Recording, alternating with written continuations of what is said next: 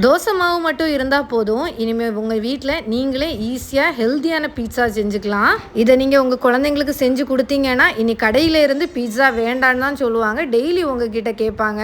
அதுக்கு பார்த்தீங்கன்னா ஒரு தோசைக்கல்ல நெய் இல்லைன்னா பட்டர் உங்ககிட்ட என்ன இருக்கோ அதை நீங்கள் அப்ளை பண்ணிக்கலாம். இந்த தோசைக்கல் பார்த்தீங்க அப்படின்னா நல்லா சூடாக வேண்டாம், ஓரளவுக்கு லைட்டாக சூடானதுமே இதில் நம்ம வந்து திக்கான இட்லிக்கு அது அரைச்சி வச்சுருப்போம் இல்லையா பேட்டர் மாதிரி, அந்த மாதிரி திக்கான பேட்டர் மாவு தான் எடுக்கணும். இது நீங்கள் தோசை மாவுக்கு வச்சுருக்க கன்சிஸ்டன்ஸில் எடுக்கக்கூடாது. அந்த மாதிரி எடுத்து நீங்கள் தோசைக்கல்ல அப்படி கொஞ்சம் திக்காகவே ஊற்றிக்கோங்க. நான் இன்றைக்கி பார்த்தீங்கன்னா 2 குழிக்கரண்டி மாவு மட்டும் எடுத்து நல்லா ஃபுல்லாக தோசைக்கல் ஃபுல்லாக ஸ்ப்ரெட் பண்ணி வச்சுருக்கேன்.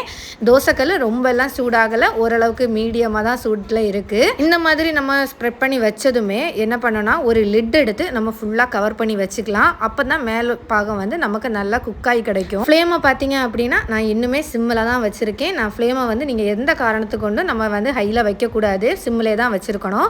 ஒரு 2 மினிட்ஸ் கழிச்சதுமே என்ன ஆகும்னா மேலோட தோசை எல்லாமே வெந்திருக்கும். இந்த டைமில் நம்ம எல்லாமே இதில் அப்ளை பண்ண ஸ்டார்ட் பண்ணிடலாம். ஃபஸ்ட்டு பார்த்தீங்க அப்படின்னா நான் வந்து பீஸா சாஸ் என்கிட்ட ஆல்ரெடி இருந்துச்சு.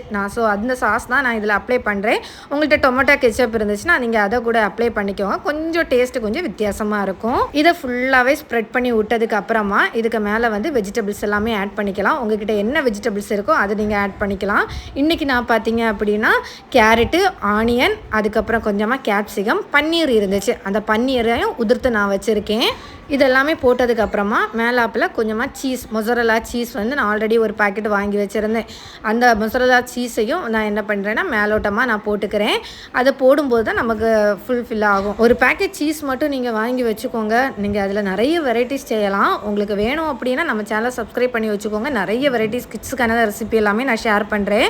இப்போ நான் ஃபைனலாக பார்த்தீங்கன்னா இந்த மொசரல்லா சீஸை வந்து துருவி வச்சுருக்கேன். அதையும் தான் அப்ளை போடுறேன். இதுக்கு மேலோடி இவ்வளோ மட்டும் நீங்கள் போட்டாலே போதும். ஆனால் நான் வந்து எக்ஸ்ட்ரா என்கிட்ட பார்த்தீங்க அப்படின்னா இந்த ஆரிகானோ இருக்குது கொஞ்சமாக, அது இருந்துச்சா, ஸோ நான் அதையும் வந்து மேலாப்பில் கொஞ்சமாக போட்டு விடுறேன்.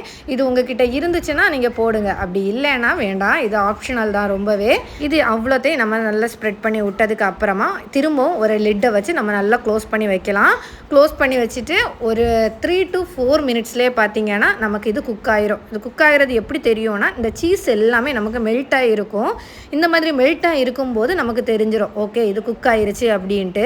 இப்போ நான் உங்களுக்கு காமிக்கிறேன். இதில் வந்து எனக்கு பார்த்தீங்கன்னா ஒரு சைடு குக் ஆகிருக்கு, மெல்ட் ஆகிருக்கு, இன்னொரு சைடு மெல்ட் ஆகலை. ஸோ நான் உங்களுக்கு இன்னும் அடியில் வந்து கரிஞ்சிருக்கா என்னன்னு காமிக்கிறேன். அது வந்து கரியலை, நல்லா குக்காகி தான் வந்திருக்கு. ஸோ நம்ம வந்து கொஞ்சம் கூட நான் எனது குக் ஆகிறதுக்காக நான் லிட்டை க்ளோஸ் பண்ணி வைக்கிறேன். திரும்ப ஒரு 1 மினிட்டுக்கு அப்புறமா திரும்பவும் நான் லிட்டை வந்து ஓப்பன் பண்ணி பார்க்குறேன். சூப்பராக எல்லாம் மெல்ட் ஆகி சூப்பராக ரெடியாக இருக்குது. இது பார்த்தீங்க அப்படின்னா நம்ம வந்து சிம்மிலே வச்சுருக்கிறதுனால அடியில் எதுவும் கரியவே இல்லை, அப்படியே இருக்குது நம்ம மாவு ஊற்றுனது மாதிரி. நீங்கள் அதுக்காக கொஞ்சம் திக்கான கன்சிஸ்டன்சியில் ஊற்றுனீங்கன்னா தான் கரெக்டாக இருக்கும். அதுக்கப்புறமா நம்ம எடுத்து சர்வ் பண்ணோன்னா சூப்பராக நம்ம ரொம்பவே சூப்பராக இருக்குங்க. நம்ம ஹெல்த்தியாகவும் கொடுத்தது மாதிரி இருக்கும் பிள்ளைங்களுக்கு. அவங்க எல்லாம் கடையில் இருக்க பீஸாவே மறந்துடுவாங்க நம்ம இந்த மாதிரி செஞ்சு கொடுக்கும்போது. நீங்கள் கண்டிப்பாக உங்கள் பிள்ளைங்களுக்கு செஞ்சு கொடுத்துட்டு எப்படி இருக்குது அப்படின்னு சொல்லிட்டு எனக்கு கமெண்ட் பண்ணுங்கள். இல்லை ஏதாச்சும் ஒரு டவுட் இருந்துச்சு அப்படின்னா எனக்கு கமெண்ட் பண்ணுங்கள், நான் உங்களுக்கு ஷேர் பண்ணுறேன், ரிப்ளை பண்ணுறேன். இதே மாதிரி நிறைய கிட்ஸோட ரெசிபி வீடியோ வேணும் அப்படின்னா நம்ம சேனலை சப்ஸ்கிரைப் பண்ணி வச்சுக்கோங்க. நிறைய வீடியோ உங்களுக்கு நான் ஷேர் பண்ணுறேன்.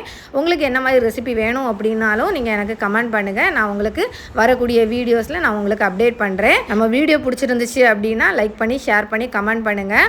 அப்போ தான் நான் போடுற வீடியோஸ் எல்லாமே உங்களுக்கு டெய்லி நோட்டிஃபிகேஷனில் வரும். ஓகே, இன்னொரு வீடியோவில் உங்களை சந்திக்கிறேன். அது வரைக்கும் பாய்.